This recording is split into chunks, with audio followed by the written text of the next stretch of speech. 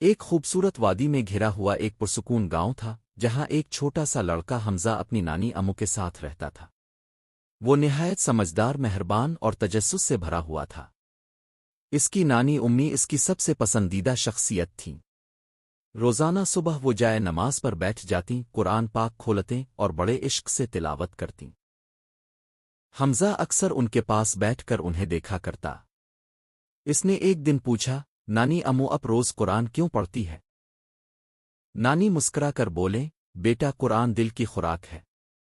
جیسے جسم کو زندہ رکھنے کے لیے کھانا ضروری ہے، ویسے ہی روح کو زندہ رکھنے کے لیے قرآن ضروری ہے۔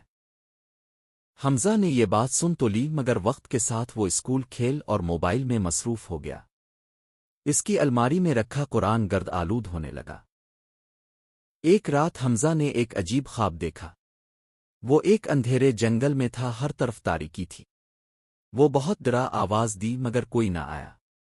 پھر اچانک ایک روشنی نمودار ہوئی اور ایک راستہ روشن ہو گیا۔ حمزہ نے اس روشنی کا پیچھا کیا اور ایک خوبصورت پرامن مقام پر پہنچ گیا۔ وہاں اس کی نانی امی مسکرا رہی تھیں۔ یہ روشنی قرآن کی ہے، اس کے بغیر دل اور زندگی اندھیرے میں رہتی ہے، انہوں نے کہا۔ حمزہ گھبرا کر اٹھا۔ خواب بہت سچا محسوس ہوا۔ اسی دن اس نے قرآن نکالا، اس کی گرد جھاڑی اور پڑھنا شروع کیا۔ شروع میں اسے مشکل ہوئی، الفاظ بھاری لگے، لیکن نانی امی کی مدد سے وہ آہستہ آہستہ قرآن کی خوبصورتی کو سمجھنے لگا۔ اس نے سیکھا کہ قرآن صرف عبادت کی کتاب نہیں، بلکہ زندگی گزارنے کا مکمل راستہ ہے۔ اس نے حمزہ کو سچائی، صبر، رحم دلی اور اللہ پر یقین سکھایا۔ روزانہ قرآن پڑھنے سے اس کے دل کو سکون ملا، فیصلے بہتر ہونے لگے اور اخلاق میں بہتری آئی۔ ایک دن اس کے دوست نے پوچھا، یار تو ہمیشہ اتنا پرسکون کیسے رہتا ہے؟